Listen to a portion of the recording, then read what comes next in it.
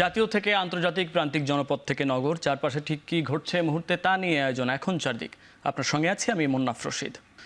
জুলাই অভ্যুত্থানে পরাজিতরা রাজনীতিতে ফিরতে ব্যাকুল, তাই বিভিন্ন ইস্যুতে রাজনৈতিক দলগুলোর মধ্যে মতভেদ থাকলেও ঐক্য নষ্ট না করতে তাগিদ দিয়েছেন প্রধান উপদেষ্টা ডক্টর মোহাম্মদ ইউনূস। বিকেলে ফরেন সার্ভিস একাডেমিতে জাতীয় ঐক্যমত্য কমিশনের বৈঠক এ কথা বলেন তিনি। এ সময় প্রধান উপদেষ্টা আরও বলেন, সংস্কার কমিশন তাদের অভিজ্ঞতার আলোকে প্রস্তাব তৈরি করেছে, কিন্তু কখন, কিভাবে, কতটা সংস্কার হবে তার সিদ্ধান্ত নিতে হবে রাজনীতিবিদদের। বৈঠকে ২৬টি দলের প্রায় ১০০ জন রাজনৈতিক নেতা অংশ নেন। এছাড়া ৬ সংস্কার কমিশনের প্রধানরা বৈঠকে অংশ নেন জাতীয় ঐক্যমত্য কমিশনের সদস্য হিসেবে। সূচনা বক্তব্যে প্রধান উপদেষ্টা বলেন, যাদের জীবনের বিনিময়ে আজ সবার কথা বলার এই সুযোগ, তাদের স্বপ্নের বাংলাদেশ বিনির্মাণ করতেই হবে।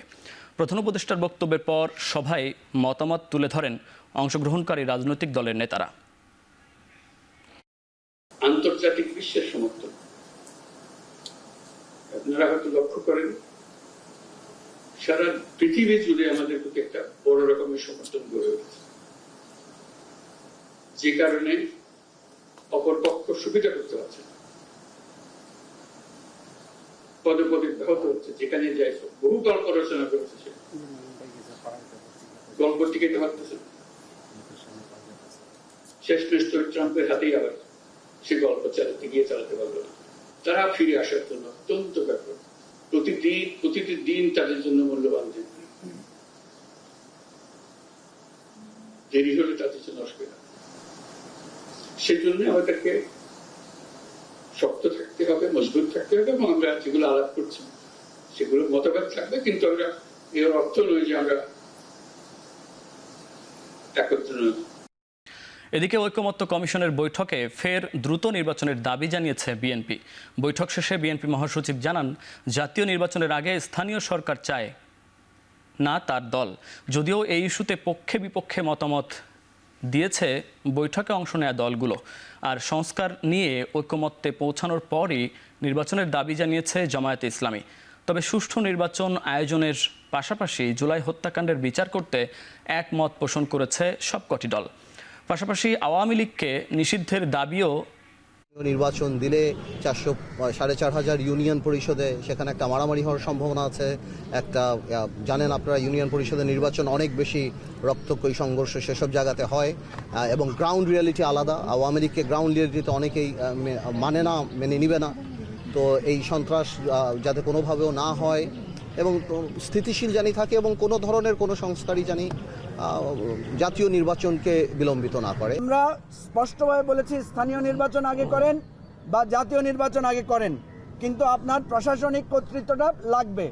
আমি ওনাদেরকে একটা পরামর্শ দিয়েছি যে একজন উপদেষ্টা আপনারা ছদ্মবেশে বের হন, ছিনতাইকারীর কবলে পড়লে থানা থেকে আহ্বান করলে পুলিশের কি সাহায্য পাওয়া যায়, এটা আপনারা সরেজমিনে দেখেন। আমরা আশা করব যে খুব দ্রুত এই সংস্কারের যে ন্যূনতম ঐক্যমত তৈরি হবে, সেটার উপর ভিত্তি করে অতি দ্রুত জাতীয় নির্বাচন অনুষ্ঠিত হবে, এটাই আমাদের প্রত্যাশা। জাতীয় সংসদের নির্বাচন সবার আগে হতে হবে, তারপরে আপনার যে প্রয়োজনীয় সংস্কার হবে, এবং প্রয়োজনীয় সংস্কার শেষ হওয়ার পরে চলতি 2025 সালের মধ্যেই 25 সালের শেষ নাগাদ যেন অন্তত জাতীয় নির্বাচনটা অনুষ্ঠিত হয়, সেই প্রত্যাশা আমরা। সংস্কারটা উপরে আমরা ঐকমত্য হই, তারপরে যথাশীঘ্র সম্ভব নির্বাচন অনুষ্ঠিত হবে। প্রধান উপদেষ্টা তো বলেছেন ডিসেম্বরের ভিতরে ওনারা করবেন, আমরা সেটা দেখছেন এখন চারদিক। আওয়ামী লীগকে ক্ষমতায় রাখার আন্তর্জাতিক ষড়যন্ত্র ছিল পিলখানা হত্যাকাণ্ড। বাংলাদেশে আধিপত্য বিস্তার ও লুটপাটের রাজত্ব কায়েম করতে প্রতিবেশী রাষ্ট্র এই ষড়যন্ত্র করেছিল বলে মন্তব্য করেছেন অ্যাটর্নি জেনারেল মোহাম্মদ আসাদুজ্জামান। সকালে এফডিসিতে পিলখানা হত্যাকাণ্ড নিয়ে এক ছায়া সংসদ বিতর্ক প্রতিযোগিতায় অংশ নিয়ে একথা বলেন তিনি। এই বিডিআর হত্যাকাণ্ড কোনো অর্ডিনারি ক্রাইম ছিল না, এটা কোনো অর্ডিনারি মিউটিনি ছিল না। এটা আমার রাষ্ট্র ব্যবস্থাকে ধ্বংস করার জন্য, আমার স্বাধীনতা এবং সার্বভৌমত্বকে বিপন্ন করার জন্য, এদেশে নৈরাজ্যবাদী শক্তিকে দীর্ঘস্থায়ী ক্ষমতায় রেখে বাংলাদেশের মানুষকে জিম্মি করার জন্য, বাংলাদেশের মানুষের ভোটাধিকার হরণ করার জন্য আমার 57 জন চৌকস সেনা কর্মকর্তাকে হত্যা করা হয়েছিল। এখন চারদিকে নিচ্ছে একটা বিরতি, ফিরছি কিছুক্ষণ পর।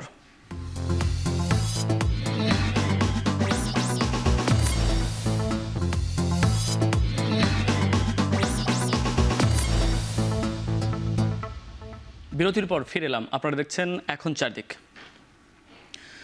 দেশীয় সংস্কৃতির সাথে নতুন প্রজন্মকে সম্পৃক্ত করে নতুন বাংলাদেশ গড়ে তোলা সম্ভব বলে মন্তব্য করেছেন পরিবেশ, বন ও জলবায়ু পরিবর্তন বিষয়ক উপদেষ্টা সৈয়দা রিজওয়ানা হাসান।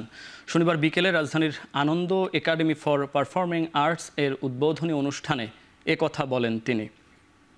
অবশ্যই আমি বিশ্বাস করি যে একটা প্রজন্মের সাথে যদি আমরা সংস্কৃতিকে পরিচিত করে দিতে পারি, তাদের সাথে আমাদের সংস্কৃতির যে মূল্যবোধ সেটাকে পরিচিত করে দিতে পারি, তাহলে আমাদের সমাজটা অন্যরকম মানুষে। হজের জন্য সরকার নির্ধারিত বিমান ভাড়া বেশি নেয়ার সুযোগ নেই। এজেন্সিগুলো প্রতারণা করলে কঠোর ব্যবস্থা নেওয়া হবে বলে জানিয়েছেন ধর্ম উপদেষ্টা ডক্টর আফম খালিদ হোসেন। দুপুরে পুরাণপল্টনে স্বরচিত ইসলামী বিধিবিধান গ্রন্থের মোড়ক উন্মোচন অনুষ্ঠান শেষে সাংবাদিকদের প্রশ্নের উত্তরে তিনি কথা বলেন। হজের ব্যাপারে আমরা বিমান ভাড়া তো ফিক্স করে দিয়েছি 1,67,000 টাকা। ফলে বিমান অথবা সৌদি এয়ারলাইন্স অথবা ফ্লাইনাস এর চাইতে বেশি ভাড়া দাবি করার সুযোগ নেই। দেখছেন এখন চারদিক। কুড়িগ্রাম সীমান্তে অবৈধভাবে প্রবেশ করে 5 বাংলাদেশি কৃষককে মারধরের ঘটনায় বিজিবি ও বিএসএফ এর মধ্যে পতাকা বৈঠক অনুষ্ঠিত হয়েছে। এ সময় দুঃখ প্রকাশ করে ঘটনার সাথে জড়িত বিএসএফ সদস্যদের বিরুদ্ধে ব্যবস্থা গ্রহণের আশ্বাস দিয়েছেন বিএসএফ এর ঊর্ধ্বতন কর্মকর্তারা। শনিবার দুপুর 1:30 থেকে 2:30 পর্যন্ত গোরখমণ্ডল নামাটরি গ্রামে ঘণ্টাব্যাপী পতাকা বৈঠক অনুষ্ঠিত হয়। এতে বিজিবির পক্ষে নেতৃত্ব দেন লালমনিরহাটস্থ 15 বিজিবি ব্যাটালিয়নের অধিনায়ক লেফটেন্যান্ট কর্নেল শাকিল আলম এবং বিএসএফের পক্ষে নেতৃত্ব দেন 3 বিএসএফ ব্যাটালিয়নের অধিনায়ক অমিত কুমার। পতাকা বৈঠক শেষে বিজিবির কর্মকর্তারা ঘটনাস্থল পরিদর্শন করে জানান সার্বিক পরিস্থিতি শান্ত রয়েছে।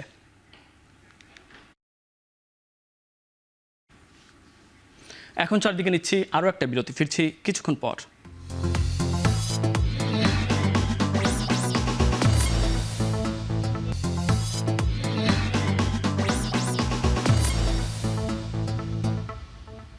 বিরতির পর আবারও ফিরে এলাম। আপনারা দেখছেন এখন চারদিক। কুষ্টিয়ায় মেধাবী শিক্ষার্থীদের মাঝে শিক্ষা সামগ্রী বিতরণ করা হয়েছে। জেলার হাজী কিয়ামত আলী বিশ্বাস কেদিরুন্নেসা বালিকা এতিমখানার মাঠে কর্মসূচিটি অনুষ্ঠিত হয়। এ সময় অসহায় মানুষের মাঝে সেলাই মেশিন এবং প্রতিবন্ধীদের মাঝে হুইল চেয়ার বিতরণ করে কুমারখালী ওয়েলফেয়ার অ্যাসোসিয়েশন। প্রধান অতিথি হিসেবে উপস্থিত ছিলেন বিআরবি হাসপাতালের চিফ মেডিকেল অনকোলজিস্ট ডক্টর অবসরপ্রাপ্ত লেফটেন্যান্ট কর্নেল মোফাজ্জল হোসেন। আরও উপস্থিত ছিলেন হেলথ কেয়ার ফার্মাসিউটিক্যালসের ডেপুটি ম্যানেজার মোহাম্মদ মাহমুদুর রহমান।